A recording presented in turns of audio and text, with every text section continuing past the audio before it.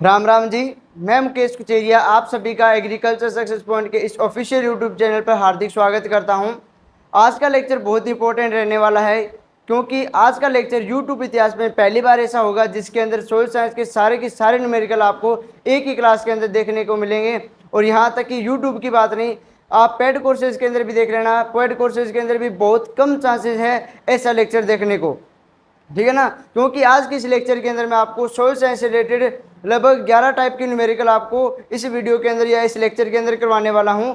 तो बहुत ही मेरे लिए तो स्पेशल लेक्चर रहने वाला है, क्योंकि मैंने कभी आज तक ऐसा लेक्चर लिया नहीं है और ना ही कभी देखा है। यूट्यूब पे भी मैंने सर्च किया था, कोई भी ऐसा लेक्चर नहीं मिला जिसके अंदर सारे के सारे न्यूमेरिकल आपको एक ही लेक्चर के अंदर दे दिए हों। तो मैंने आप लोगों के लिए इतनी मेहनत की है, तो एक सब्सक्राइब और लाइक ज़रूर बनता है, तो प्लीज़ जल्दी से वीडियो को लाइक कर दीजिए। तो अपने स्टार्ट करते हैं आज का पहला न्यूमेरिकल, ठीक है। तो देखिए, पहला न्यूमेरिकल जो है वो आपका बल्क डेंसिटी से है। लगभग 11 टाइप के आपको न्यूमेरिकल कराऊंगा और हर अलग अलग चीज़ के न्यूमेरिकल होंगे वो, ठीक है। पहले न्यूमेरिकल में वो बोल रहा है कि weight of core sampler and soil is 240 grams, weight of core sampler is 40 gram, radius of core sampler is 4 centimetre, height of core sampler is 12 centimetre, then calculate bulk density. अब आप अपने लोगों ने फॉर्मूला पढ़ा हुआ है bulk density का, क्या होता है, मास अपॉन वॉल्यूम। नहीं पढ़ा हुआ है तो देख लेना भाई, बीडी का फॉर्मूला क्या होता है, मास अपॉन वॉल्यूम, ठीक है। अब अपने को इसमें क्या चाहिए, मास यानी द्रव्यमान, ठीक है, वॉल्यूम यानी उसका आयतन चाहिए। अब देखो इसने क्या बोला है, मास। अब मास किसका या वेट किसका होएगा, अभी सोइल का वेट होना चाहिए ना। यहाँ पर इसने क्या किया है, अब देखो जो नॉर्मल एग्जाम होते हैं ना, छोटे एग्जाम होते हैं, उनके अंदर यहाँ से क्वेश्चन क्या बनेगा कि वो डायरेक्ट दे देगा कि सोइल का जो मास है वो इतना है और वॉल्यूम इतना है, तो आपको सिर्फ डिवाइड करना होता है। लेकिन जैसे जैसे अपने हाई लेवल के एग्जाम देने लगते हैं, और एक चीज़ और बता देता हूँ, आज का जो लेक्चर है वो उसके अंदर ये नहीं है कि सिर्फ मैं सुपरवाइजर को टारगेट कर रहा हूँ या प्री पीजी को टारगेट कर रहा हूँ या सिर्फ जेआरएफ के लेवल के ही क्वेश्चन कराऊंगा। बेसिक टू एडवांस लेवल के सारे न्यूमेरिकल कराऊंगा, चाहे वो किसी छोटे एग्जाम के अंदर आते हो, चाहे बड़े से बड़े पीएचडी एंट्रेंस एग्जाम के अंदर आते हो, सारे के सारे न्यूमेरिकल आपको इस क्लास में देखने को मिलेंगे। अब देखो, हालांकि यदि बात की छोटे एग्जाम की तो ये यहाँ पे हो गया कवर, सिर्फ मास अपॉन वॉल्यूम लगाना होता है, हो जाएगा। लेकिन इसके अंदर मैंने देखो क्वेश्चन कैसे दिया है कि कोर सैंपलर और सोइल का वेट कितना है, 240 ग्राम। यहाँ पर इसने दे दिया कोर सैंपलर का वेट, मतलब यदि इसमें से अपने कोर सैंपलर का वेट घटा देंगे तो अपने पास सोइल का वेट आ जाएगा ना। कोर सैंपलर और सोइल का है, यहाँ पे इसने अलग से जो कोर सैंपलर है उसका दे दिया, तो यहाँ पे अपने को किसका वेट मिलेगा भाई, सोइल का वेट अपने को मिल जाएगा, ठीक है। वॉल्यूम के लिए क्या होता है, वॉल्यूम का फॉर्मूला क्या होता है, पाई आर स्क्वायर एच होता है। पाई का मान अपने को पता है 22/7 या 3.14। आर क्या होता है, रेडियस। रेडियस कहाँ पर दी हुई है भाई, ये देखो रेडियस दी हुई है। और एच का मतलब क्या हो गया, हाइट। हाइट भी अपने को दी हुई है, ये रही, ठीक है, हाइट ऑफ कोर सैंपलर। तो चलिए इस न्यूमेरिकल को स्टार्ट करते हैं। पहले अपने निकालेंगे मास, ठीक है। मास के लिए अपने क्या करेंगे, अपने इसका फॉर्मूला बना देंगे भाई कि वेट ऑफ, WT लिख रहा हूँ वेट को, wait of core sampler and soil minus weight of core sampler, ठीक है।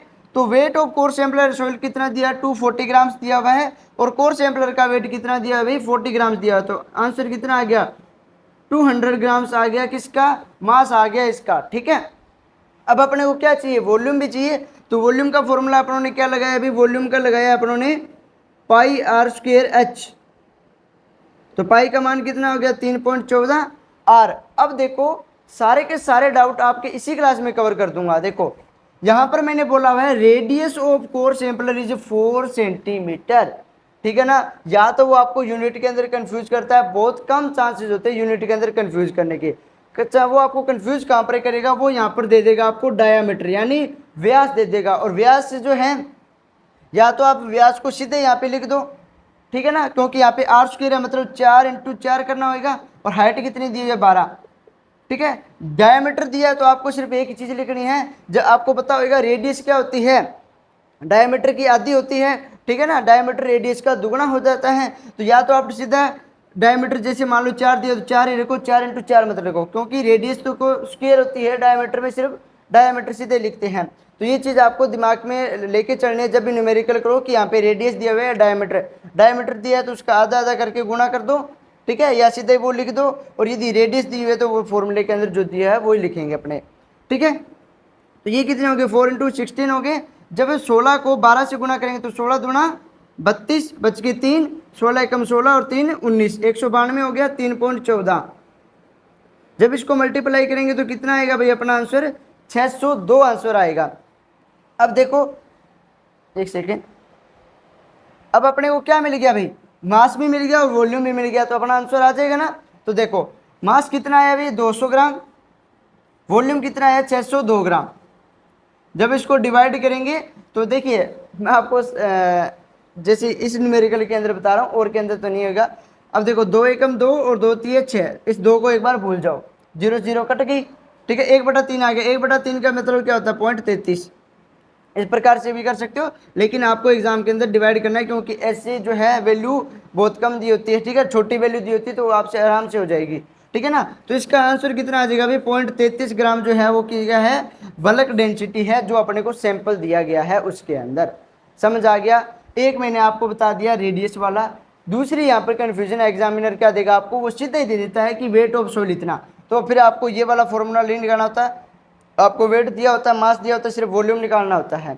या वो क्या चालाकी करते हैं कि weight of core sampler and soil का यहाँ पे वेट दे दिया, और यहाँ पे जो वेट ऑफ कोर सैंपलर लिखा है यहाँ पे किसका वेट दे देंगे, वो यहाँ पर वो वेट दे देंगे भाई किसका, सोइल का वेट दे देंगे। फिर आपके घटाने में तो लग जाना, फिर आपका क्वेश्चन गलत हो जाएगा। तो ये क्वेश्चन जब भी आप न्यूमेरिकल वाले करो तो आपको पहले क्वेश्चन की लैंग्वेज पढ़नी है कि उसके अंदर क्या क्या दिया हुआ है, और अपने जो फॉर्मूला लगाते हैं उसके अंदर क्या क्या चीज़ें अपने को चाहिए होती हैं। तो आई होप कि आपको फर्स्ट न्यूमेरिकल अच्छे से समझ आ गया है। अपने सेकंड न्यूमेरिकल पे चलते हैं, वो है आपका पोरोसिटी पे, ठीक है ना। तो अब पोरोसिटी वाला न्यूमेरिकल कर लेते हैं। अभी तक यदि आपने चैनल को सब्सक्राइब नहीं किया, चैनल को सब्सक्राइब कर लेना, क्योंकि इतनी मेहनत से मैंने आपके लिए लेक्चर तैयार किया है। आप सोच सकते हो जब यूट्यूब पे नहीं है, पेड बिजनेस के अंदर भी नहीं मिलता है ऐसा लेक्चर, तो मेहनत तो कुछ लगी है, ठीक है ना। तो अपने सेकेंड न्यूमेरिकल जो है वो पोरोसिटी का है, उसको देखते हैं, ठीक है ना। ये है अपना पोरोसिटी का न्यूमेरिकल, और जो लिखने वाली वो वीडियो थी वो उसको मैंने स्किप इसलिए किया ताकि आपका टाइम बचे, ठीक है। आपको लिखने से क्या मतलब है, आपको तो ये देखना भी न्यूमेरिकल के अंदर क्या है, उसके बाद में आप जो है सोल्यूशन को आप उतार सकते हो, ठीक है ना। जो क्वेश्चन लिख रहा हूँ इसके अंदर अपने डिजिटल बोर्ड तो है नहीं ऐसे कि यार सेकंड क्वेश्चन आ गया, ठीक है, लिखना पड़ता है, तो वो चीज़ मैं स्किप कर रहा हूँ ताकि आपका ज़्यादा से ज़्यादा जो टाइम सेव हो सके, ठीक है ना। तो अब न्यूमेरिकल आपके सामने आएगा, लिखने वाला दिखाने की जरूरत नहीं थी। देखो सेकंड न्यूमेरिकल जो है वो पोरोसिटी का है, और पोरोसिटी के मैं आपको 2 न्यूमेरिकल कराने वाला हूँ। ये वाला जो न्यूमेरिकल है वो नॉर्मल है, एक हाई लेवल का क्वेश्चन और आने वाला है, ठीक है ना। तो पहले नॉर्मल वाला देखते हैं। इसके अंदर क्या दिया हुआ है, if the BD of given soil sample is 1.6 gram per centimetre cube and PD यानी particle density is 2.4 gram per centimetre cube, then calculate porosity. एक चीज और देखिए, कोई भी आप न्यूमेरिकल करते हो तो उसके अंदर देखिए कि उसके ने पूछा क्या है, ठीक है ना। जो चीज़ पूछी है पहले उसका फॉर्मूला लिख लो। अब यहाँ पे क्या पूछा है, कैलकुलेट पोरोसिटी, तो पहले अपने पोरोसिटी का फॉर्मूला लिख लेंगे। पोरोसिटी का फॉर्मूला क्या होता है, पोरोसिटी के 2 फॉर्मूले होते हैं भाई। एक होता है 1 minus B D upon P D into में 100। दूसरे न्यूमेरिकल में क्या होता है, यहाँ पे 1 की जगह क्या आ जाता है 100 आ जाता है, लेकिन यहाँ पे कॉमन लेके जो है इसमें से एक में से आपको घटाना होता है, ठीक है। तो ज़्यादातर क्वेश्चन जो है वो मैं तो इसी न्यूमेरिकल इसी फॉर्मूले से करता हूँ, दूसरे से भी कर सकते हो, थोड़ी सी कैलकुलेशन थोड़ी मुश्किल पड़ती है उसके अंदर। अब देखो इसके अंदर मेरे फॉर्मूला अपने लिख लिया। अब देखो इसमें अपने को क्या चाहिए, बी डी चाहिए और पी डी चाहिए, बाकी कुछ नहीं चाहिए ना। अब एक क्वेश्चन की तरफ आओ, इसने बी डी भी दे दी और पी डी भी दे दी, तो अपने को कुछ निकालने की जरूरत नहीं है। जैसे अभी अपनों ने मास और वॉल्यूम निकाला था, ऐसा कुछ करने की जरूरत नहीं है ना। तो चलो देखो, और आज की जो न्यूमेरिकल की क्लास है ना, इसके अंदर आपको ऐसे ऐसे न्यूमेरिकल भी देखने को मिलेंगे जो आपने कभी देखे तो क्या किए तो क्या देखे भी नहीं होंगे, ठीक है ना। तो देखते रहिए, लास्ट तक आप लेक्चर जो है वो उसको देखिएगा ताकि आपको पता लगे कि किस किस टाइप की न्यूमेरिकल अपने एग्जाम के अंदर देखने को मिल सकते हैं, क्योंकि आए दिन जो एग्जाम है उसके अंदर पैटर्न चेंज होता रहता है। जेआरएफ के अंदर पता नहीं कि कौन सा न्यूमेरिकल कब आ जाए, ठीक है ना। तो जेआरएफ के प्रोस्पेक्टिव से भी अपने कराएंगे, और लगभग 2-3 क्वेश्चन ऐसे हैं जो जेआरएफ के अंदर आए हुए हैं, वो भी आपको इसके अंदर कराऊंगा। अब देखो बीडी कितनी दी हुई है 1.6, पार्टिकल डेंसिटी 2.4 इंटू में 100। जब आप इसको डिवाइड करोगे तो कितना आ जाएगा भाई, ये आ जाएगा आपका 0.66 इंटू में 100, जब आप एक में से 0.66 घटाओगे तो कितना रह जाता है भाई, 0.44 रह जाता है, और 100 से गुना करोगे तो ये अपने पास आ जाएगा 44%। 44% अपनी क्या है, पोरोसिटी है।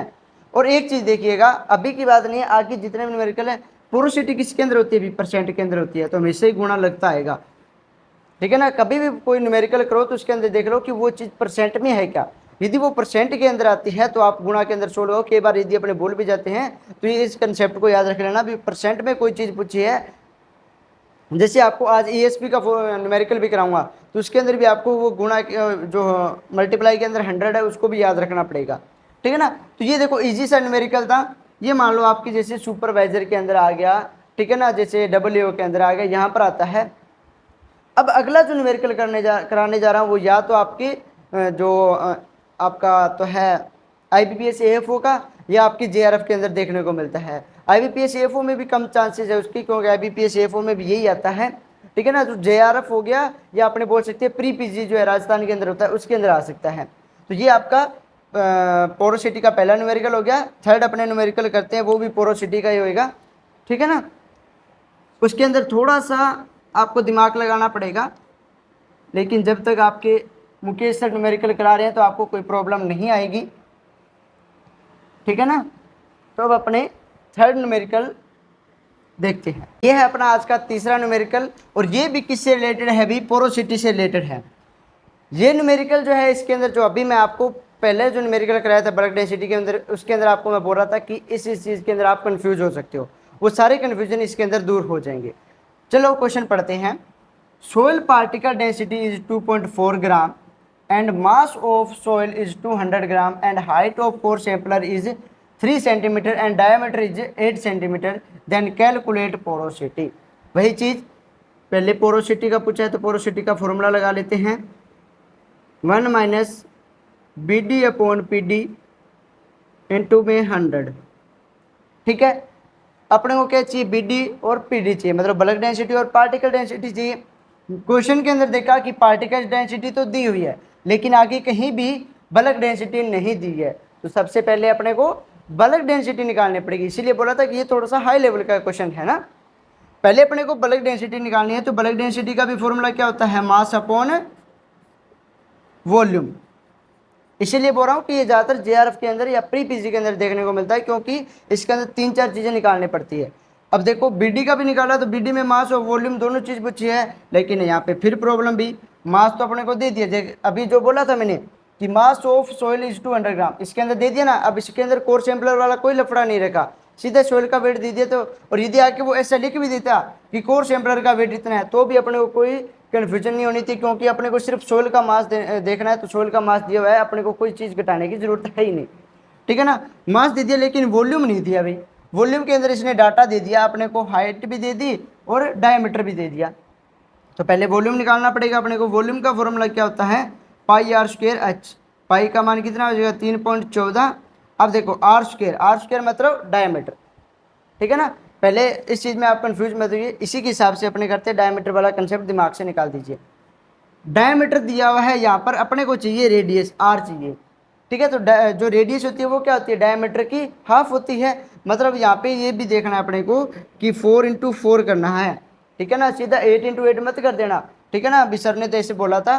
ठीक है ना, तो आपको डायमीटर की आधी करनी होती है रेडियस, उसके बाद में 4 × 4। यदि डायरेक्ट रेडियस दी होती तो आपको कोई कन्फ्यूजन नहीं है, लेकिन डायमीटर दिया है यहाँ पर तो आपको इसका हाफ करके लिखना है। ठीक है, N2 के अंदर कितनी है हाइट, 3 सेंटीमीटर। अब मैं वो जो चीज़ बोल रहा था ना कि आप सीधा डायमीटर लिख सकते हो, तो ये देखो 4 और 4 हैं। ठीक है ना, तो यहाँ पर आप सीधे 8 से भी गुना कर सकते थे। ठीक है ना, तो अब देखो रेडियस की स्क्वायर होगी आर की स्क्वायर। अब देखो इसको मल्टीप्लाई करो, 4 चौके 16, 16 तिया 48। ठीक है, 48 आ गया। 48 को जब इससे मल्टीप्लाई करेंगे तो 150 और 72 आएगा। ठीक है ना, क्योंकि ये मैंने सोल्व करके रख रखा है, इसीलिए मैं बता रहा हूँ कि जब आप इसको इससे मल्टीप्लाई करोगे तो 150.72 आएगा। ठीक है, राउंड फिगर के अंदर अपने इसको 150 मान लेते हैं। ठीक है ना, ताकि आपकी कैलकुलेशन आसान हो जाए। ठीक है ना, एग्जाम के अंदर जो है जो ऑप्शन दिए होते हैं वो इस हिसाब से दिए होते हैं कि बच्चा आसानी से जो है इसको कर सके, ठीक है ना। बिल्कुल पास वाले नहीं दिए होते। यदि आपको दिया जाता है कि हाँ बिल्कुल मतलब अप्रोक्सीमेट से दे रखे हैं, बिल्कुल पास पास में दे रखे हैं, फिर आपको ये 0.7 पे लेके जाए, ठीक है ना।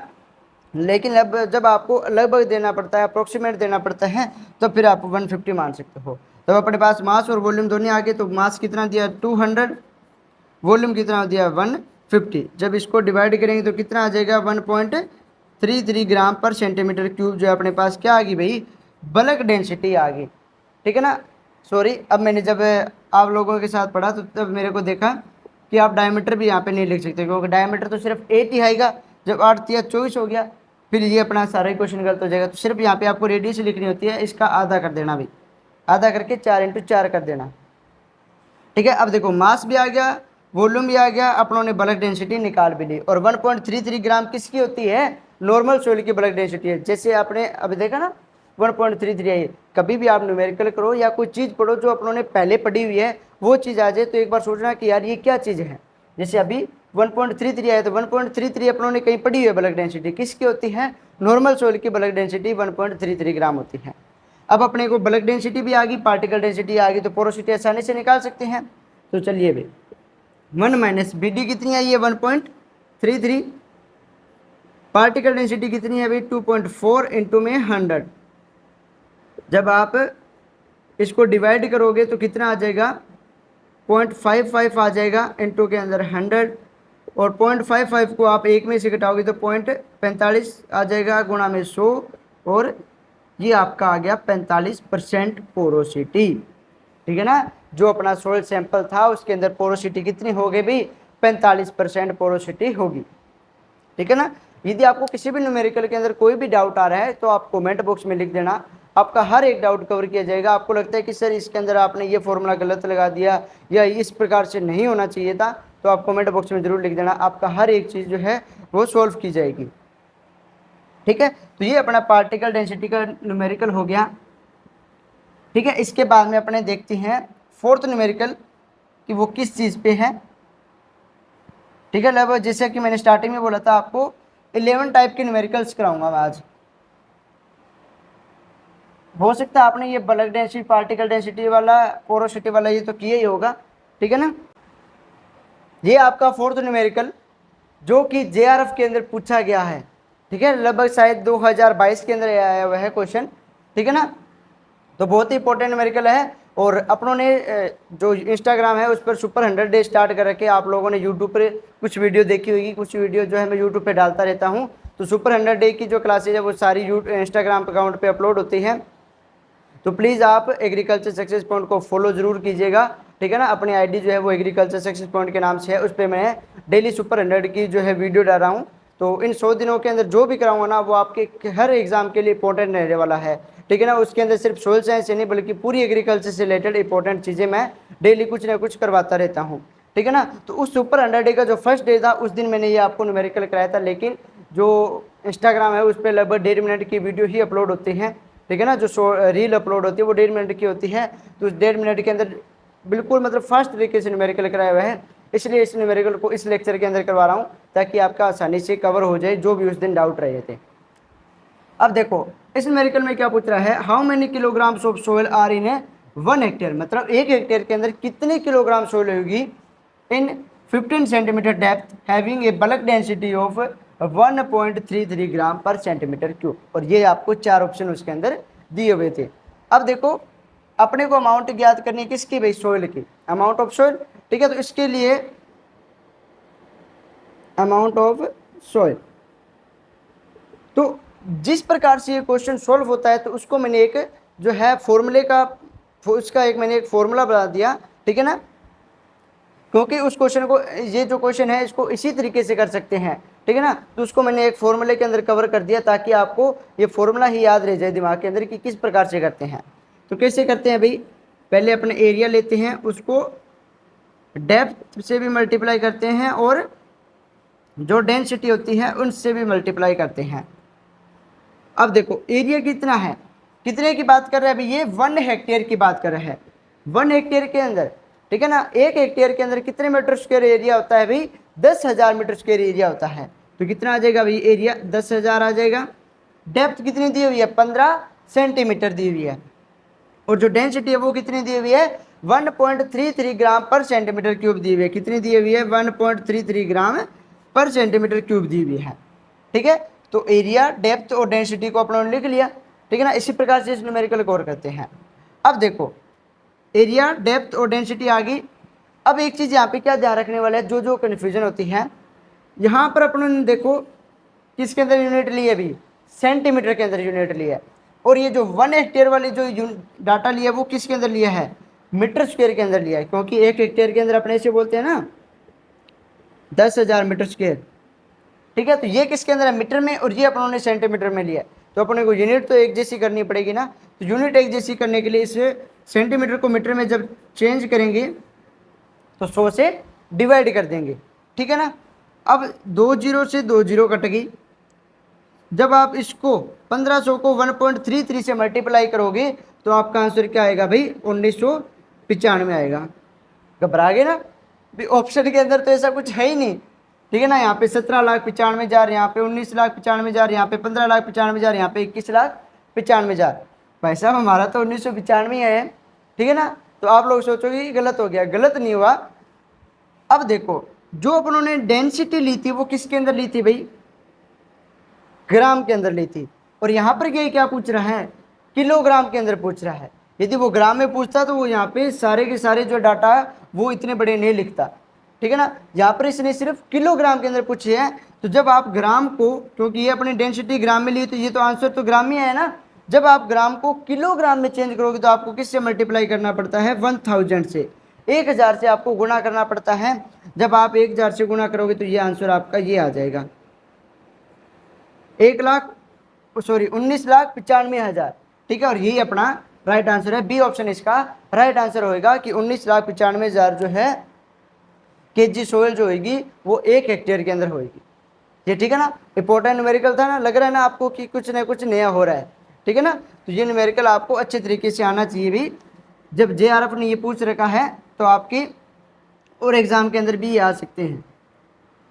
ठीक है, इसीलिए मैं बोल रहा था कि मैं छोटे से लेके बड़े लेवल तक की भी न्यूमेरिकल सारे कराऊंगा। ठीक है, ये अपने 4 न्यूमेरिकल हो गए। 5th न्यूमेरिकल पे चलते हैं। ये है भैया आपका 5th न्यूमेरिकल। ठीक है ना, इसके अंदर देखते हैं क्या पूछा हुआ है कि if weight of moist soil is 200 grams and weight of dry soil is 160 gram, then calculate the moisture percent in soil. अब मॉइस्चर परसेंट ज्ञात करने के लिए बोल रहा है। यहाँ पे देखो क्या चीज़ बोल दी, ड्राई सोइल का वेट भी बोल दिया और जो मॉइस्ट सोइल थी उसका भी वेट बोल दिया, और क्या पूछ रहा है, मॉइस्चर परसेंट। तो मॉइस्चर जो है कैसे ज्ञात करते हैं, तो उसके अलग अलग मेथड होते हैं, लेकिन न्यूमेरिकल किसके अंदर आता है, ग्रेविमेट्रिक मेथड के अंदर आता है। तो यहाँ पर किससे क्वेश्चन सॉल्व होएगा, ग्रेविमेट्रिक मेथड से सॉल्व होएगा। तो क्या निकालना है अपने को, सोइल मॉइस्चर परसेंट।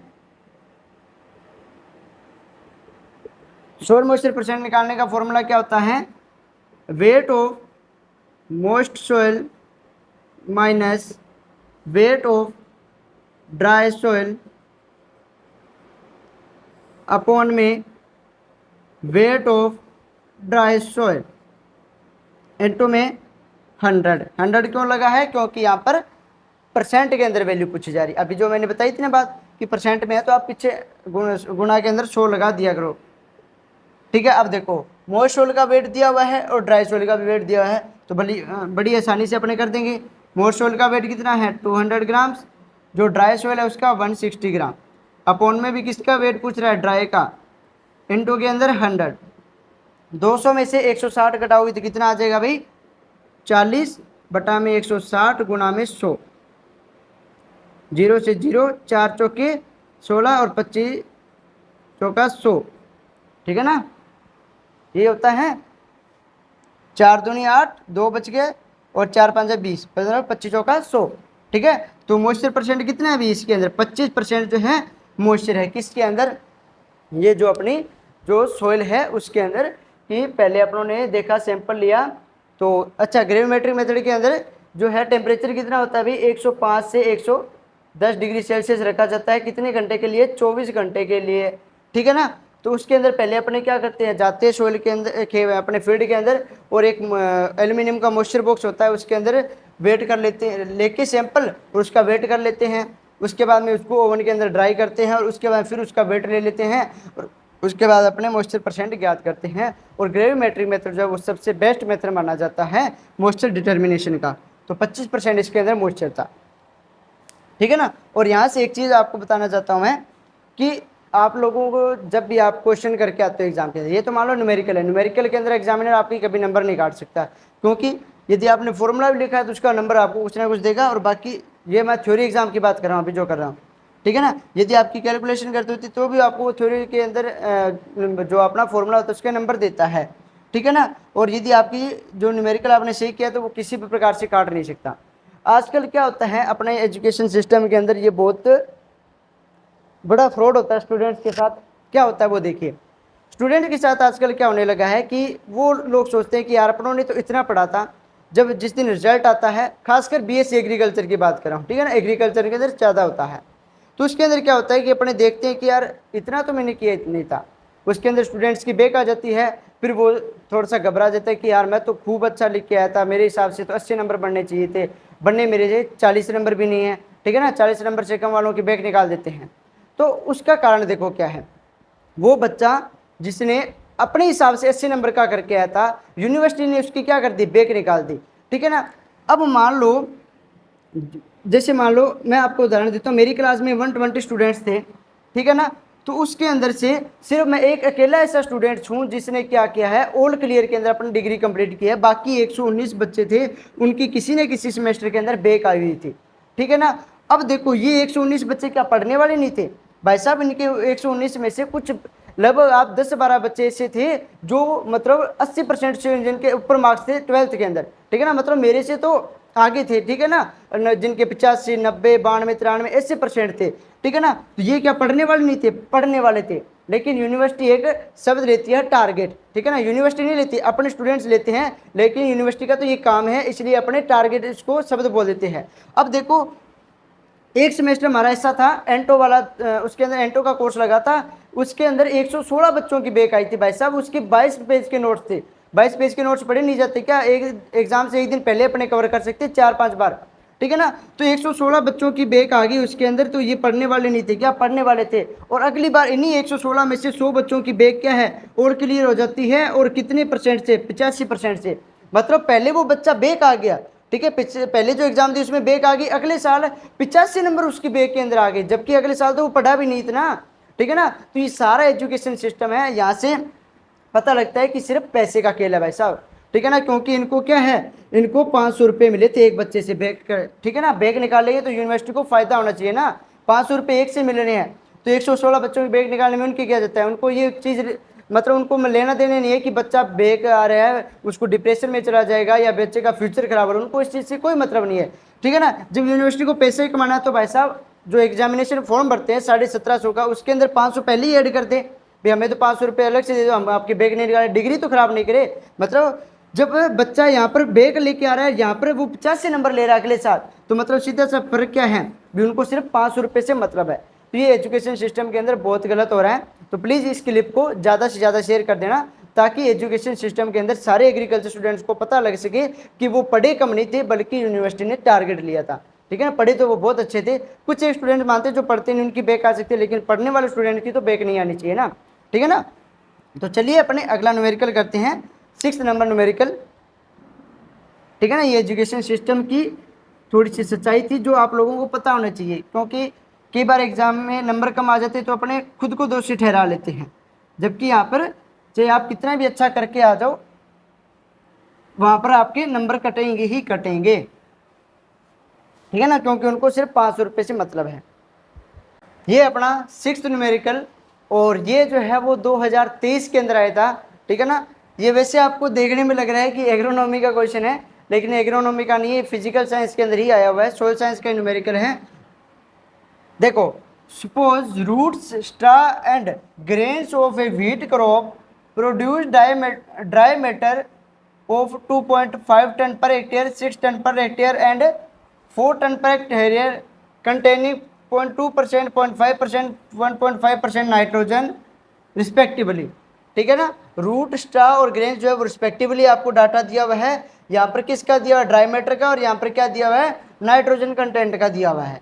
अब पूछा क्या है, how much total nitrogen Uptake by the above ground portion, ground portion से अबव, ग्राउंड पोर्शन से अबव में इसके अंदर क्या क्या चीज़ें आएगी भी, रूट्स तो आएगी नहीं, ये तो बिलो होती है ग्राउंड के, ये आएगा स्ट्रा और ग्रेन्स दोनों ही आएंगे, ठीक है ना। मतलब अपने को रूट्स तो फिर निकालने नहीं है, ठीक है ना, अपने सिर्फ स्ट्रा और ग्रेन्स निकाल के उससे आंसर अपने बता देंगे। अब देखो स्ट्रा जो है वो कितना है भाई, ये तो अपने को एक बार ऐसे डब्बे बना देते हैं ना, क्रॉस कर देते हैं पहले पहले जो मैटर है, क्योंकि पहला पहला किसका है, रूट्स का है, रूट्स अपने को निकालनी नहीं है। अब देखो स्ट्रा जो है वो कितना दिया हुआ है, 6 टन पर हेक्टेयर दिया हुआ है, ठीक है। 1 टन में कितने होते हैं भाई, 1000 kg होते हैं, और टन भी 2 होते हैं, एक तो T1 ही होता है, एक T1 होता है, ठीक है ना। तो एक के अंदर 938 होते हैं, एक के अंदर 1000 होते हैं, ठीक है ना। लेकिन अपने को यहाँ से 1000 से करना है, क्योंकि आंसर देखो 30, 60, 90, 120, मतलब कुछ गैप है, ठीक है ना। तो अपने 1000 वाले से करते हैं। तो पहले जो टन है इसको अंदर, इसको अपने किस में चेंज कर रहे हैं भाई, टन को अपने चेंज कर रहे हैं पहले केजी के अंदर, ठीक है ना। क्योंकि यहाँ पे देखो यूनिट किसके अंदर पूछी है, केजी के अंदर पूछी है, यहाँ पे केजी पर हेक्टेयर, ठीक है। तो मतलब टन को किसके अंदर, पहले केजी के अंदर कन्वर्ट करते हैं। तो 6 से कितना हो जाएगा, 6 टन है, तो मतलब इसको 1000 से गुणा करेंगे तो कितना हो जाएगा, 6000 kg हो जाएगा ना, ठीक है ना। इसका कितना परसेंट है देखो, एंड कंटेनिंग, मतलब इस इनके अंदर है कितना, 0.2, 0.5 और 1.5। तो स्ट्रा का है मतलब 2 नंबर कितना है, 0.5%, ठीक है ना। इसका 0.5% क्या है, इसके अंदर नाइट्रोजन है, तो इसका 0.5% परसेंट हट के नीचे गुणा में 100 आ जाता है ना, ठीक है। मतलब 6000 का 0.5% जो है इसके अंदर नाइट्रोजन है। और अपने से पूछिए क्या है, टोटल नाइट्रोजन अपटेक, ठीक है ना, मतलब इसके अंदर कितने इसने नाइट्रोजन अपटेक किया है। तो पहले अपने स्टार का निकाल लेते, फिर ग्रेन का, फिर टोटल कर देंगे तो अपना आंसर आ जाएगा। अब 6000 टन था, 6 टन था, उसको केजी में किया, 6000 हो गया, इसका 0.5%, देखो परसेंट से आ गया 100, और पॉइंट हटाएंगे तो कितना आ जाएगा 1000, 3 जीरो से 3 जीरो कट जाएगी, तो इसको गुणा करेंगे तो कितना आ गया, 30 आ गया, 30 अपना आ गया। समझ आ रहा है ना, एक बार अपने अगला करेंगे तो और समझ आ जाएगा। अब ग्रेन्स की बात करते हैं, ग्रेन्स कितने दिए हुए भाई, 4 टन पर हेक्टेयर, ग्रेन्स कितने हैं अभी, 4 टन पर हेक्टेयर है, तो 4 टन का कितना परसेंट है अभी, 1.5% है, ठीक है ना। कितना है, 1.5% है, ये देखो रिस्पेक्टिवली बोला हुआ है, ठीक है ना। रिस्पेक्टिवली बोला हुआ मतलब इस सीक्वेंस में चलेंगे तो 1, 2, 3 नंबर वाला अपना ले लिया, 1, 2, 3 नंबर वाला भी ले लिया, मतलब इसको भी केजी में चेंज करेंगे तो टन को केजी में कितना किया करेंगे तो कितना हो जाएगा, 4000, ठीक है ना। गुना के अंदर कितना परसेंट है, 1.5%, ठीक है ना। ये लो समझ आ गई, पॉइंट हटाया, 0 आ गई, 3 जीरो से 3 जीरो कट गई, 15 चौके 60। ऐसे ही अगली एक जो रूट्स है वो भी निकालनी सिखा देता हूँ, ठीक है ना, ताकि आपको थोड़ा सा, क्योंकि एक यहाँ पे 1, 2 हो गए, एक और निकालेंगे तो आपको थोड़ा सा आसानी से समझ आ जाएगा, ठीक है ना। इसके अंदर कन्फ्यूज भी बहुत हो गया, आप मैं बता देता हूँ कैसे। रूट्स है, रूट्स में 2.5 टन दिया हुआ है, और यहाँ पे क्या था, सीधा 6.4 था, तो 2.5 टन है, इसको केजी में चेंज करोगे तो हो सकता है कुछ बच्चे कंफ्यूज हुए, ठीक है ना, लेकिन अपने इसको आसानी से कर लेते हैं। अब देखो इसको 2.5 है, इसको अपने 1000 से गुणा करेंगे तो कितना आ जाएगा भाई, 1 पॉइंट पीछे हो जाएगा, 2500 आ जाएगा। समझ आ गई, मतलब अपने को 3 चीज़ के बाद पॉइंट इधर करना है, तो 1, 2, 3 आ गई, इसके बाद पॉइंट लगाओ तो कोई मतलब नहीं है। अब 2500 का कितना परसेंट निकालना है भाई, 0.2%, फिर पॉइंट लगा, 0 अटकी, 2 जीरो से 2 जीरो कट गई, 25 दूना 50 बटा में 10 काटेंगे तो कितना आ गया, 5 आ गया, ठीक है। लेकिन अपने को इस 5 से मतलब नहीं है, क्योंकि इसने क्या पूछा है, above ground portion, ground portion में सिर्फ स्ट्रा और अबव पोर्शन, जो ग्राउंड के अबव पोर्शन है उसके अंदर स्ट्रा और ग्रेन्स आते हैं। तो पहले अपनों ने स्ट्रा निकाला था, ये ग्रेन्स निकाल लिया, तो कितना हो गया, 60 और 30, 90 kg जो है नाइट्रोजन पर हेक्टेयर जो है वो व्हीट क्रॉप ने यूज़ की है, ठीक है ना। और ऑप्शन में देखिए 30 नहीं, 60 नहीं, ये रहा 90, तो अपना राइट आंसर क्या होगा, थर्ड होगा। इस न्यूमेरिकल में यदि डाउट हो ना तो कमेंट बॉक्स में लिख देना, अपने इसकी अलग से लेक्चर ले लेंगे, लेकिन ये आपका न्यूमेरिकल कभी भी गलत नहीं होना चाहिए, क्योंकि 2023 के अंदर आया है तो हो सकता है आगे किसी भी न किसी कंपटीशन एग्जाम में पूछा जाए, क्योंकि ये ट्रेंडिंग न्यूमेरिकल है, ठीक है ना। तो न्यूमेरिकल आपको अच्छे से समझ आ गया होगा। कोई भी डाउट हो तो बता देना। अब अपने चलते हैं 7th न्यूमेरिकल पे। ठीक है, लग रहा है ना भी आज की जो न्यूमेरिकल की क्लास है वो बहुत ही बेहतरीन है ना। आप लोगों ने ऐसे न्यूमेरिकल तो शायद सोचे भी नहीं होंगे कि आज की लेक्चर के अंदर अपने को ऐसे न्यूमेरिकल भी देखने को मिल जाएंगे। ठीक है ना, इसीलिए मैंने स्टार्टिंग में बोला था कि यूट्यूब पे पहली बार है। ठीक है ना, और मैंने ये भी बात बोली थी कि पेड कोर्सेज के अंदर भी आपको ये चीज़ दिखाई नहीं देगी। ठीक है ना, इतने सारे न्यूमेरिकल एक ही क्लास के अंदर हो और वो भी हर अलग अलग टॉपिक से रिलेटेड। ठीक है, तो अब अपने 7th न्यूमेरिकल करेंगे। ये है अपना 7th न्यूमेरिकल, जो कि अभी मैंने बात बोली थी ना कि ये यूट्यूब पे पहला अपना ऐसा लेक्चर होगा जिसके अंदर इतने सारे न्यूमेरिकल देखने को मिलेंगे। तो एक चीज़ और बोलता हूँ, ये वाला जो न्यूमेरिकल है ये यूट्यूब पे क्या आपको पेड कोर्सेज के अंदर भी किसी ने नहीं कराएगा। ठीक है ना, क्योंकि स्पेसिफिक हीट का न्यूमेरिकल जो है वो सिर्फ मैंने देखा कि मैंने कराया हुआ है, और मैंने एक दो फ्रेंड से भी बात की कि कभी स्पेसिफिक हीट का न्यूमेरिकल किया है, तो उन्होंने भी बताया कि हमने कभी भी ऐसा न्यूमेरिकल नहीं किया है। ठीक है ना, तो अपने यूट्यूब पे पहला ऐसा लेक्चर है जिसके अंदर सारे के सारे न्यूमेरिकल ऐसे हैं। ठीक है ना, जो आपको एक साथ कभी भी देखने को नहीं मिलेंगे, और कुछ न्यूमेरिकल तो ऐसे जो पेड कोर्सेज के अंदर आपको कभी कराए हुए भी नहीं होंगे। ठीक है ना, तो ये अपना 7th न्यूमेरिकल है जिसके अंदर पूछा है if weight of soil is 120 gram. अपने को सोइल का वेट दे दिया 120 gram and heat capacity of soil 25 calorie, then calculate specific heat. ठीक है ना, तो इसके अंदर स्पेसिफिक हीट अपने को निकालनी है। तो हीट कैपेसिटी जो है उसका फॉर्मूला क्या होता है। अब ये मत बोल देना कि सर स्पेसिफिक हीट पूछा है, पहले मैं आपको कुछ समझाने जा रहा हूँ उसको समझो। हीट कैपेसिटी का फॉर्मूला होता है स्पेसिफिक हीट गुणा में वेट। ठीक है, ये हीट कैपेसिटी का फॉर्मूला होता है, नोट कर लीजिएगा इस फॉर्मूले को। लेकिन जब अपने को स्पेसिफिक हीट निकालनी है तो ये गुणा वाला क्या हो जाएगा, इसके डिवाइड में चला जाएगा। मतलब हीट जो स्पेसिफिक हीट है उसका फॉर्मूला क्या बन जाएगा, कुछ इस प्रकार से बन जाएगा। स्पेसिफिक हीट, ठीक है, हीट कैपेसिटी अपॉन के अंदर वेट। हीट कैपेसिटी कितनी दी है भाई, 25 कैलोरी दी हुई है, और वेट कितना दिया है, 120 ग्राम दिया हुआ है। जब आप इसको डिवाइड करोगे तो आपके पास आंसर आ जाएगा 0.20 कैलोरी। मतलब स्पेसिफिक हीट कितनी है भाई, 0.25 है जो अपने को सैंपल दिया गया है उसकी। ठीक है ना, मतलब जो सोइल है उसकी हीट कैपेसिटी कितनी है, 0.20। और एक चीज़ और बता देता हूँ, सोइल की यदि देखा जाए स्पेसिफिक हीट होती कितनी है तो 0.20 ही होती है। ठीक है ना, उसके अंदर जो है सैंड और कले की अलग अलग आ जाती है 0.18 और 0.22। ठीक है ना, और यदि एवरेज देखी जाए तो सोइल की स्पेसिफिक हीट होती कितनी है, 0.20 कैलोरी होती है। जैसे आइस की अलग, ये मैंने आपको हीट कैपेसिटी वाली जो क्लास थी उसके जो थर्मल प्रॉपर्टी वाली जो क्लास थी उसके अंदर heat capacity, specific heat, thermal diffusivity, thermal conductivity सारा कुछ कराया है, तो वहाँ पर मैंने ये चीज़ बताई थी, लेकिन न्यूमेरिकल नहीं कराया हुआ था। ठीक है, तो आई होप कि आपको ये न्यूमेरिकल समझ आ गया होगा कि किस प्रकार से करना है अपने को हीट कैपेसिटी का न्यूमेरिकल। ठीक है ना, और वीडियो को अभी तक लाइक नहीं किया है तो यार प्लीज़ लाइक कर दो। ठीक है, इतनी मेहनत से मैंने ये इतना अच्छा लेक्चर तैयार किया है तो आपका एक लाइक तो बनता है, और सुंदर सुंदर कमेंट भी कर दो। ठीक है ना, तो ये अपना 7th न्यूमेरिकल हो गया जिसके अंदर अपन ने स्पेसिफिक हीट निकालनी थी, और किस प्रकार से करते हैं ये मैंने बता दिया। यदि इसी जगह आपसे हीट कैपेसिटी पूछी जाती है तो हीट कैपेसिटी का भी फॉर्मूला बता दिया, वेट को और जो अपनी स्पेसिफिक हीट दी होती है उसको मल्टीप्लाई कर दो तो अपने पास हीट कैपेसिटी भी आ जाएगी। इस प्रकार से आप हीट कैपेसिटी वाला न्यूमेरिकल भी है कर सकते हैं। ठीक है ना, अब अपने होगी 7। अब अपने रहते हैं टोटल 4 न्यूमेरिकल। टोटल 11 कराऊंगा, मैंने बोला था 4 न्यूमेरिकल और रहते हैं। ये है भाई अपना 8वां न्यूमेरिकल जिसके अंदर 2 न्यूमेरिकल मैं आपको कराऊंगा, मतलब 2 टाइप के क्वेश्चन कराऊंगा 8वें क्वेश्चन के अंदर ही।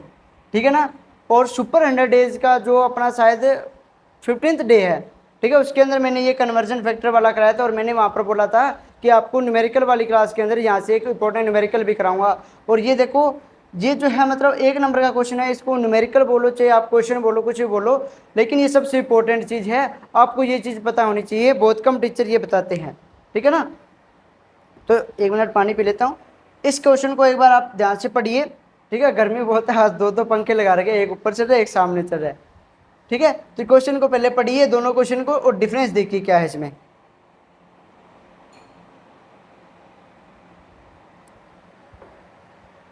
देखिए ऊपर वाला क्वेश्चन है, उसके अंदर पूछा है what is the amount of potassium in MOP. आपके सामने ये क्वेश्चन आया, आपने देखा कि जो एमओपी होती है उसके अंदर क्या होता है, 60% होता है। आपने ये टिक कर दिया, घर पे आए, फिर आके देखा कि यार ये एग्जामिनर ने मेरा क्वेश्चन कैसे गलत कर दिया है ना। जिस दिन आंसर की आई है या सीधा डायरेक्ट, जैसे जेआरएफ का डायरेक्ट रिजल्ट आता है, आप लोगों ने सोच रखा है कि मेरे 90 क्वेश्चन सही हो जाएंगे, आपके होते हैं 89 क्वेश्चन सही, ठीक है ना। फिर आप देखते हो कि यार मैं तो करके आया था, गलत कैसे हुआ। यदि आप इस क्वेश्चन का आंसर 60 करके आते हैं तो ये आपका आंसर गलत माना जाएगा। क्यों माना जाएगा, अब मैं बताता हूँ। क्योंकि जो एमओपी होती है उसके अंदर जो अमाउंट दी होती है, जो 60% अमाउंट दी है, ये दी हुई है पोटाश की, K2O की। आप घट्टा देख लीजिएगा, चाहे आप डीएपी का देख लीजिएगा, चाहे आप एमओपी का देख लीजिएगा, आपको पता लग जाएगा। जैसे डीएपी के कट्टे पे क्या दिया होता है, P2O5 दिया होता है, ना कि P दिया होता है, फास्फोरस दिया होता है। ऐसे ही जो एमओपी का जो कट्टा होता है उसके अंदर K2O दिया होता है, पोटास दिया होता है, ना कि पोटेशियम दिया होता है, ठीक है ना। तो जो भी अपने को फर्टिलाइजर पढ़ते हैं उसके अंदर जो अमाउंट दी होती है वो पोटेशियम वाले के अंदर K2O पोटास की दी होती है, और जो फॉस्फेट फर्टिलाइजर होते हैं उनके अंदर फॉस्फेट की अमाउंट दी होती है, ठीक है ना। तो अब इसको अपने कैसे करेंगे भी, इसका आंसर जो अपना सही आंसर है वो क्या होना चाहिए। देखो पोटेशियम की जो अमाउंट पूछी जाती है, सीधा आपसे पोटेशियम पूछा जाता है, ठीक है ना। पर यदि आपको ब्रैकेट में K2O दे देता है पोटाश, तो आपको फिर 60 पे क्लिक करना होगा, ठीक है ना। लेकिन यदि वो डायरेक्ट पूछता है कि what is the amount of potassium in MOP, तो फिर आपको कैसे करना होता है। तो देखिए 2 कन्वर्जन फैक्टर बताता हूँ। यदि आपको पोटेशियम को पोटाश में चेंज करना है तो आपको 1.29 से मल्टीप्लाई करना होता है 1.20 से, ठीक है। और यदि आपको पोटाश को पोटेशियम में चेंज करना है तो आपको 0.83 से मल्टीप्लाई करना होता है, ठीक है। तो एमओपी के अंदर कितना होता है अभी, K2O 60 होता है, क्योंकि पोटेशियम वो किस में करने पोटाश को पोटेशियम में चेंज करने जा रहे हैं ना। देखो इसको बोलते हैं पोटाश और इसको बोलते हैं पोटेशियम, ठीक है। तो पोटाश को पोटेशियम में चेंज करें तो किससे मल्टीप्लाई करेंगे, 0.83 से मल्टीप्लाई करेंगे, ठीक है। एक बार जीरो को भूल जाइए, 6 3 18, एक अंसिल आ गई, 8 6 48 और 1 49 होगी, और ये वाली जीरो अब लगा दो, 2 छोड़ के पॉइंट लगाना है, 2 छोड़ के पॉइंट, मतलब 49.8 आ गया। तो राउंड फिगर में अपने किसको मानेंगे, फिर 50 वाले को आंसर माना जाएगा। अब देखो ना 60 किया तो गलत हो गया, कैसे गलत हुआ पता लग गया ना, क्योंकि ये कन्वर्जन फैक्टर से रिलेटेड होता है। तो क्वेश्चन को जब भी आप करें, मैं आपको स्टार्टिंग से ही बोलता हुआ आ रहा हूँ कि चाहे वो न्यूमेरिकल हो चाहे वो थ्योरी क्लास का क्वेश्चन हो, आपको पहले ये चीज़ देखनी है कि वो पूछ क्या रहा है। जैसे इसके अंदर पोटेशियम की अमाउंट पूछी गई थी, ना कि पोटाश की। पोटाश की पूछे होते तो 60 बताते आप, पोटेशियम की पूछिए तो आप 50 बताओगे। और एग्जाम के अंदर जो है वो आपको सीधे पूछता है K2O की अमाउंट, तो फिर आपको 60 बताना होता है। अब नीचे वाले में देखो, what is the amount of phosphate, यानी P2O5 जो है वो कितना होता है डीएपी के अंदर। अब जब आप डीएपी का गट्टा आपके घर पे पड़ा होगा, उस पर आप देखोगे तो आपको P2O5 की अमाउंट दी होती है, ठीक है ना कि फास्फोरस की। तो फॉस्फेट और ब्रैकेट में आपको P2O5 ऐसे करके दे देगा ताकि बच्चा ज़्यादा कन्फ्यूजन ना हो, ठीक है ना। हिंट देते हैं, लेकिन वही बात है ना कि स्टूडेंट्स को हिंट भी समझ नहीं आती, तो वो थोड़ा सा दिमाग लगाना पड़ता है। अब यहाँ पे फॉस्फेट की अमाउंट पूछी हुई है, तो डीएपी पे होते ही क्या है, फॉस्फेट की अमाउंट दी होती है। फिर आप यहाँ पे 46% जो आंसर है आप टिक कर सकते हो, समझ आ गया। यदि यहाँ पर फॉस्फोरस की अमाउंट पूछी जाती, ठीक है, फॉस्फोरस की अमाउंट पूछी जाती है, तो फिर अपना ये आंसर गलत होता, क्योंकि डीएपी के कट्टे पर सिर्फ फॉस्फेट की अमाउंट दी होती है, फॉस्फोरस की निकाल सकते हैं। तो फॉस्फोरस का कन्वर्जन फैक्टर क्या होता है, यदि आपने फॉस्फोरस को P2O5 के अंदर चेंज करना है तो आपको 2.2 से मल्टीप्लाई करना होता है, ठीक है। और यदि आपको P2O5 को फॉस्फोरस में चेंज करना है तो 0.43 से मल्टीप्लाई करना होता है। अब मान लो यदि आपको क्वेश्चन के अंदर यहाँ पे फॉस्फेट की जगह फास्फोरस पूछा जाता तो आप क्या करते हैं, 46 को 0.43 से मल्टीप्लाई करते तो लगभग आपका 19.48 आंसर आता। मतलब राउंड फिगर के अंदर आप 20 इसका राइट आंसर मान सकते थे। ठीक है, आया ना मज़ा इस क्वेश्चन को करके, ठीक है ना। तो एग्रीकल्चर सक्सेस पॉइंट आप सभी के लिए बहुत ही बेहतरीन कंटेंट लेके आता है। तो आप ज़्यादा से ज़्यादा एग्रीकल्चर स्टूडेंट्स को इस प्लेटफॉर्म से जुड़िएगा, ठीक है ना। और इस वीडियो को भी ज़्यादा से ज़्यादा शेयर करना, जितने भी आपके रिलेटिव ग्रुप्स हैं उनके अंदर शेयर करो, ठीक है। ये हो गया आपका 8वां क्वेश्चन। चलते हैं अपने 9वें क्वेश्चन की तरफ। आई होप कि आपको ये न्यूमेरिकल या ये क्वेश्चन जो है अच्छे तरीके से समझ आ गया होगा।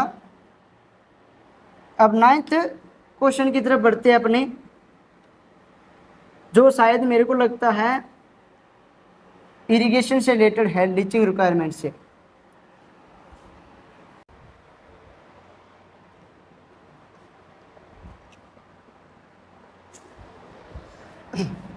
ये है अपना 9th क्वेश्चन, ठीक है। इसके अंदर पूछा हुआ है calculate the leaching requirement to prevent the buildup of salts in the upper 30 centimetre if the ECIW is 1.5 deci centimetre inverse and ECDW is 7.5 deci centimetre. मतलब इसने क्या पूछा है, कैलकुलेट द लीचिंग रिक्वायरमेंट, ठीक है ना।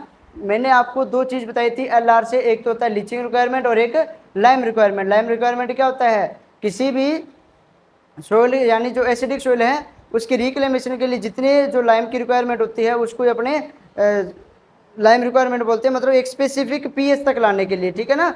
जो सोइल की पीएच है उसको एक स्पेसिफिक पीएच तक लाने के लिए जितने लाइम की रिक्वायरमेंट होती है, ठीक है, वो हो जाती है उसकी चुनने की आवश्यकता है लाइम रिक्वायरमेंट। लीचिंग रिक्वायरमेंट जो है इसका आपको यदि फॉर्मूला पता होगा तो बिल्कुल आसान लगेगा आपको न्यूमेरिकल। यदि फॉर्मूला नहीं पता है तो आपको कुछ भी आसान नहीं लगेगा इसके अंदर। अब फॉर्मूला कैसे, देखो जो लीचिंग रिक्वायरमेंट है LR जो है उसका क्या होता है, ECIW अपॉन में ECDW इंटू के अंदर 100, ठीक है। IW का मतलब होता है इरिगेशन वाटर, DW का मतलब होता है ड्रेनेज वाटर। अब देखो इसके अंदर दे रखा है to prevent buildup of salts in the upper 30 centimetre if the EC इतने और ECIW DW इतना है। अब 30 सेंटीमीटर को यदि आप घूमते फिरोगे तो आपको कुछ नहीं क्वेश्चन सॉल्व होएगा। आपको फॉर्मूला पता है तो आपको बस ECIW और ECDW की वैल्यू रखनी है, ये दोनों ही वैल्यू आपको दी हुई है। तो ये तभी तो बोल रहा हूँ ना, फॉर्मूला पता होगा तो आपको आसानी से। और ये फर्स्ट न्यूमेरिकल जब कराया था मैंने तभी बोला था कि पहले देखो क्या पूछ रहे हैं, पहले उसका फॉर्मूला लिख लो, उसके अंदर देखो कि क्या क्या चीज़ की अपने को ज़रूरत है तो उस चीज़ को आप उसके अंदर जो वैल्यूज है वो पुट कर दो। अब ECIW कितना दिया हुआ है, 1.5 दिया हुआ है। ECDW कितना दिया हुआ है भाई, 7.5 दिया हुआ है इंटू के अंदर 100। पॉइंट से पॉइंट कट गया, समझ आ गया ना पॉइंट से पॉइंट कैसे कटा। 15 5 75, 5 दूनी 10 और 0, 20 5 100। तो इसका राइट आंसर क्या आ गया भाई, 20 आ गया। मतलब इसकी लीचिंग रिक्वायरमेंट कितनी है, 20, ठीक है ना। तो इस प्रकार से इस न्यूमेरिकल को करते हैं, ठीक है। तो ये अपना 9th न्यूमेरिकल था जो कि लीचिंग रिक्वायरमेंट से रिलेटेड था।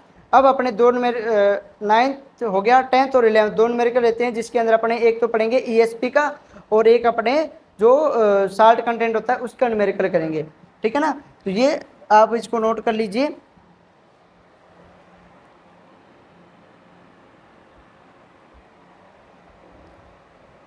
एक चीज़ बताता हूँ, एग्रीकल्चर सक्सेस पॉइंट है ना, जो आपको न्यूमेरिकल करा रहा है, जो भी चीज़ करा रही है वो बिल्कुल सही तरीके से करा रहा है, आपको कभी भी डाउट नहीं आएगा, इतनी मेरी गारंटी है। अभी कल ही मेरा एक फ्रेंड था, उसने मेरे को क्या है व्हाट्सएप पे एक फ़ोटो शेयर की, तो कहता कि भाई इस कोई मतलब बहुत बड़ा इंस्टीट्यूट है एग्रीकल्चर का, ठीक है ना। तो उसने अपनी एक क्वेश्चन सीरीज की क्लास थी, उसके अंदर एक क्वेश्चन डाल रखा था बल्क डेंसिटी से रिलेटेड, ठीक है ना। तो वो न्यूमेरिकल जो क्वेश्चन जो है वो गलत था। उसने मेरे को सेंड किया क्योंकि उसको पता है कि ये सोशल साइंस का मास्टरमाइंड है, ठीक है ना, इसको तो पता ही होगा भाई क्या क्या इसका आंसर हो सकता है। तो उसने मेरे को सेंड किया कि भाई ये चीज़ गलत नहीं है क्या। फिर मैंने देखा हमको हाँ ये आंसर गलत है। उसी चीज़ के अंदर जैसे ये क्वेश्चन है, मैं आपको यहाँ पे एक चीज़ और बता रहा हूँ साथ साथ में, ठीक है ना। तो वो चीज़ ये क्वेश्चन भी गलत बताया उस बंदे ने, और ये दोनों ये भी यहाँ पे जो अलग से एक चीज़ समझा रहा है वो भी गलत है। मतलब दोनों क्वेश्चन उसने गलत बता रखे हैं, ठीक है ना। तो ये चीज़ आपको एग्रीकल्चर सक्सेस पॉइंट के अंदर कभी भी नहीं मिलेगी। जो भी आपको कंटेंट पढ़ाया जाएगा पहले वो एनालिसिस करता हूँ मैं उस चीज़ का कि सही है या नहीं, ठीक है ना, फिर मैं आपको पढ़ाता हूँ। ठीक है, जो मैंने आप मेरी क्वेश्चन सीरीज की क्लासेस देख सकते हो, मैंने क्वेश्चन सीरीज की क्लास भी, उसके अंदर आपको एक भी क्वेश्चन गलत नहीं मिलेगा। ठीक है ना, पहले मैं उसका एनालिसिस करता हूँ। और उस टीचर ने जो क्वेश्चन सीरीज की क्लास ली है उसके अंदर वो जो कराया बल्क डेंसिटी का क्वेश्चन था, वो क्वेश्चन उसने गलत करा रखा है दोनों ही चीज़ का, कि एक तो नॉर्मल सोइल की बल्क डेंसिटी कितनी होती है वो भी उसने गलत बता रखी है, और एक ऐसे बल्क डेंसिटी से रिलेटेड और क्वेश्चन था, वो दोनों क्वेश्चन उसने गलत करा रखे थे। एग्रीकल्चर सक्सेस पॉइंट के अंदर आपको ये चीज़ देखने को नहीं मिलेगी। जो भी कंटेंट कराऊंगा रियल कंटेंट होएगा। ठीक है ना, और आज की क्लास बहुत ज़्यादा मेरे को लगता है बड़ी होगी। ठीक है ना, 1 घंटे से ऊपर चली जाएगी ये क्लास, और मेरी कमर भी दर्द करने लगी। 10th और 11th न्यूमेरिकल है, ये आज के लास्ट न्यूमेरिकल है। ठीक है ना, और प्लीज़ अभी तक वीडियो लाइक नहीं किया तो प्लीज़ वीडियो को लाइक कर देना, और चैनल को सब्सक्राइब कर देना, और वीडियो को ज़्यादा से ज़्यादा शेयर भी कर देना। अब देखो बार बार में मेरे को वो लिखने वाली स्किप ना करनी पड़े, इसीलिए मैंने 10th और 11th जो है एक साथ लिख लिए हैं। देखो 10th न्यूमेरिकल क्या बोल रहा है, if the exchangeable sodium content of soil is 4 milli equivalent per 100 gram and CEC is 20 milli equivalent per 100 gram, then calculate the ESP। ठीक है ना, ESP की फुल फॉर्म क्या होगी भाई, एक्सचेंजेबल सोडियम परसेंटेज। ठीक है ना, एक्सचेंजेबल सोडियम परसेंटेज। ठीक है, तो सबसे पहले वही बात, ESP का फॉर्मूला लिखो।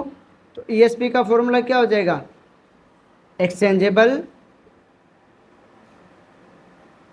सोडियम अपॉन में CEC। अब इसका क्या बनता है ESP का, एक्सचेंजेबल सोडियम परसेंटेज, परसेंट है मतलब गुणा के अंदर 100 लगेगा। एक्सचेंजेबल सोडियम कितना दिया है, इज 4 मिली इक्विवेलेंट, और CEC कितनी दी हुई है 20 मिली इक्विवेलेंट, इंटू के अंदर 100 कर देंगे तो 4 5 20 और 20 5 100। तो इसका राइट आंसर क्या आ जाएगा भाई, 20 हो जाएगा। ठीक है, इसकी ESP की वैल्यू कितनी आई है भाई, 20 आई है, और 20 आई है मतलब सोइल कैसी है भाई, एल्कलाइन सोइल है। ठीक है ना, यदि 15% से कम होती है वो सैलाइन सोइल होती है, 15% से ज़्यादा होती है वो एल्कलाइन सोइल होती है। तो यहाँ पे 20 है मतलब ये कौन सी सोइल होगी, एल्कलाइन सोइल होगी। ठीक है ना, ऐसी चीज़ें भी याद रखा करो। ये अपना 10th न्यूमेरिकल हो गया, इसके अंदर ESP पूछी हुई थी, और इसीलिए बोलता हूँ कि पहले आप फॉर्मूला अच्छे तरीके से लिख लो, उसके बाद में सिर्फ आपको वैल्यू पुट करनी है, और फॉर्मूले आप अच्छे तरीके से याद कर लेना। और यदि आप चाहते हो कि सारे के सारे फॉर्मूले आपको एक क्लास के अंदर मिल जाए तो कमेंट बॉक्स में लिख देना, आपको एक ऐसी क्लास भी ले दूंगा जिसके अंदर सारे के सारे आपको न्यूमेरिकल जितने भी फॉर्मूले हैं या जितनी इंपॉर्टेंट चीज़ें वो सारी एक क्लास में ही मिल जाएगी। ठीक है, तो इसको मैं रफ कर देता हूँ ऊपर वाले को, फिर अपने 11th न्यूमेरिकल कर लेते हैं, आज का जो लास्ट न्यूमेरिकल है।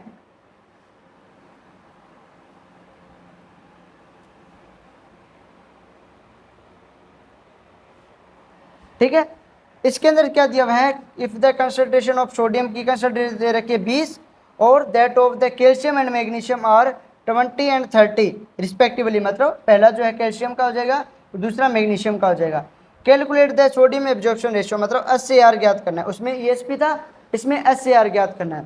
तो SAR का फॉर्मूला पहले लिखते हैं, सोडियम अपॉन में अंडर रूट लगाएंगे कैल्शियम प्लस मैग्नीशियम अपॉन में 2, एक मिनट रुकिएगा,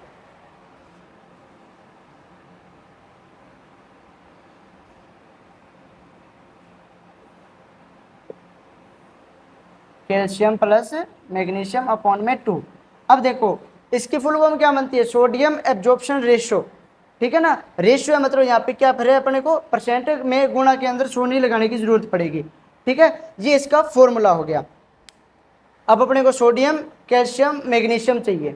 ठीक है ना, तो सोडियम भी दिया हुआ है, कैल्शियम भी दिया हुआ है, मैग्नीशियम भी दिया हुआ है। ठीक है, और एक चीज़ देखिए, ये न्यूमेरिकल करा देता हूँ अभी, और यदि आप चाहते हो कि आपको इसकी प्रैक्टिस सेट भी मिले, ठीक है ना, प्रैक्टिस सेट बोल दो या शीट बोल दो, ठीक है, तो वो यदि आप चाहते हो तो कमेंट बॉक्स में लिख देना। अपना टेलीग्राम चैनल है एग्रीकल्चर सक्सेस पॉइंट के नाम से, उसके जो डिस्क्रिप्शन बॉक्स है उसके अंदर आपको उसका लिंक मिल जाएगा, उसको भी आप ज्वाइन कर लीजिएगा। उस पर मैं जो है इसकी जो शीट है वो डाल दूंगा। ठीक है, प्रैक्टिस सेट जो है वो इसका डाल दूंगा, ताकि आप इन न्यूमेरिकल्स की ज़्यादा से ज़्यादा प्रैक्टिस कर सके और ये आपके जो है सारे अच्छे तरीके से तैयार हो जाए। ठीक है ना, एक चीज़ याद रखना, अपनी मेहनत पे इतना भरोसा रखना कि जिस दिन पासा पलटेगा उस दिन अपना हेड भी अपना होगा और टेल भी अपना होगा, ठीक है। इसलिए अपनी मेहनत पे भरोसा रखो, कुछ नहीं होने वाला, ठीक है। अपनी बस मेहनत करते जाओ, आपको फल हमेशा जरूर मिलेगा, ठीक है। तो अब देखो एससीआर के अंदर सोडियम, कैल्शियम, मैग्नीशियम की तीनों की वैल्यू यहाँ पे दी हुई थी। देखो सोडियम कितना दिया हुआ है 20। अब देखो एक चीज याद रख लेना, यहाँ पे कैल्शियम और मैग्नीशियम के बीच में प्लस है।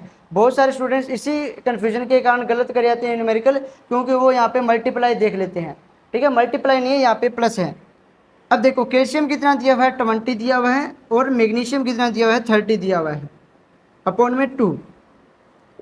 तो ये हो गया अपना 50 डिवाइड बाई 2। इसको करेंगे तो ये कितना आ जाएगा भाई, रूट 25। और 25 का रूट कितना होता है भाई, 5 होता है ना, 5 के 20। तो एससीआर की वैल्यू कितनी आ गई, 4 आ गई, ठीक है ना।